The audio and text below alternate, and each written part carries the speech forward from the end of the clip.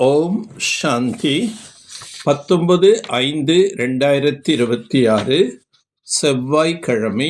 வாணி தரும் வசந்தம்.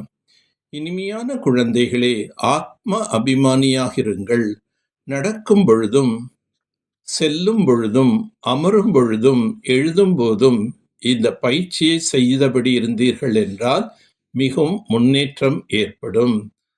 தந்தையை சரியான முறையில் அறிந்த குழந்தைகளின் புத்தியில் இருக்கும் புள்ளியை எவ்வாறு நினைவு செய்வது?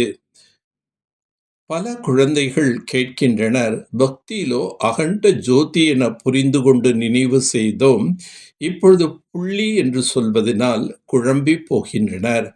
ஆகையினால் தந்தை அகண்ட ஜோதி அல்ல, அவர் அதி சூக்ஷ்மமான ஒளிப்புள்ளி என்பதை முதலாக நிச்சயப்படுத்த வேண்டும். அப்போது துல்லியமான நினைவிருக்கும்.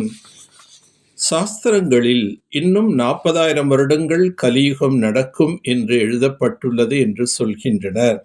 முற்றிலும் அடர்ந்த கார் இருளில் உள்ளார்கள். இப்போது நீங்கள் வெளிச்சத்தில் இருக்கிறீர்கள். தந்தை இப்போது உங்களை வெளிச்சத்தில் கொண்டு வந்திருக்கின்றார். 5000 வருடங்களின் இந்த சிருஷ்டி சக்கரம் முடிவடைகின்றது. தூய்மையான உலகத்தில் எந்த தொந்தரவும் இருக்க முடியாது. ராவண ராஜ்யத்தில் அநேக உபத்திரங்கள் ஏற்படுகின்றன. பாபா கூறுகின்றார், யோகம் என்ற சொல்லை தவிர்த்துவிட்டு நினைவு என்று கூற வேண்டும். பாபா நமக்கு ஆஸ்தி கொடுத்து கொண்டிருக்கின்றார் என்பது குழந்தைகளாக நீங்கள் அறிவீர்கள். உங்களில் கூட சிலர் என்னை நல்ல விதமாக நினைவு செய்கின்றனர். நினைவு துல்லியமாக இருக்க வேண்டும். இங்கே தூய்மையற்றவராக உள்ளதால் துக்கம் மிக்கவர்களாக உள்ளனர். தூய்மையானவராக இருக்கும்போது சுகம் மிக்கவர்களாக இருந்தீர்கள். ஆத்மாதான் சொல்கின்றது, எங்களை தூய்மையாக ஆக்கினீர்கள் என்றால் நாங்கள் துக்கத்திலிருந்து விடுபடுவோம்.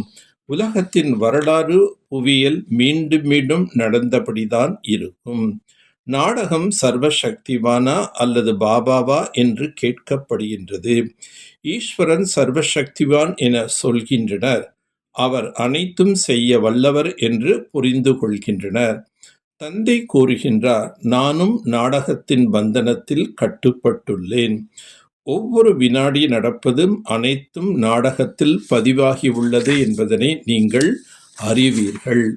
சுதர்சன சக்கரதாரியாக ஆகி 84 பிறவிகளின் சக்கரத்தை புத்தியில் சுற்றியபடி இருக்க வேண்டும்.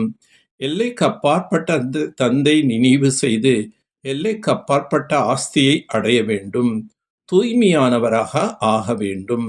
எந்த பொருளின் மீதும் ஆசை வைக்க கூடாது. கிடைத்ததை கொண்டு மகிழ்ச்சியாக இருக்க வேண்டும். ரொட்டி துண்டு சாப்பிட வேண்டும். தந்தையின் நினைவில் இருக்க வேண்டும். அனைவர் உள்ளத்தின் இரகசியத்தை தெரிந்து கொண்டு அனைவரையும் திருப்தி செய்து சதா வெற்றியாளர் ஆகுக. வெற்றி அடைய வேண்டுமெனில் அனைவரின் உள்ளத்தின் இரகசியத்தை தெரிந்து கொள்ள வேண்டும். ஒருவர் வாயிலிருந்து வெளிப்படும் சொல்லை வைத்து அவர்களின் உள்ளத்தை புரிந்து கொண்டால் வெற்றி அடையலாம். ஆனால் உள்ளத்தை புரிந்து கொள்ள உள் முகமாக இருக்க வேண்டும். எந்தளவு உள் முகம் ஆவீர்களோ அந்தளவு ஒவ்வொருவர் உள்ளத்தையும் புரிந்து கொண்டு அவர்களை திருப்தி செய்யலாம். திருப்தி செய்பவர்களே வெற்றி அடைவார்கள். வைராக்கியம் என்பது நல்லதொரு நிலமாகும். அதில் போடும் ஒவ்வொரு விதையும் அவசியம் நல்லதொரு விளைச்சலை தரும்.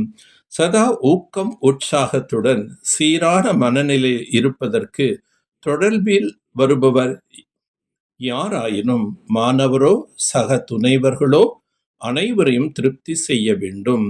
பார்ப்பவர் அனைவரிடத்திலிருந்தும் குணத்தினை பாருங்கள். அனைவரிடம் இருந்தும் குணங்களின் சக்தி கிடைப்பதால் சதா காலத்திற்கும் உற்சாகம் ஒரே சீராக இருக்கும். குணத்தையே கிரகியுங்கள். தீய குணங்களை பார்த்தும் பாராமல் இருங்கள்.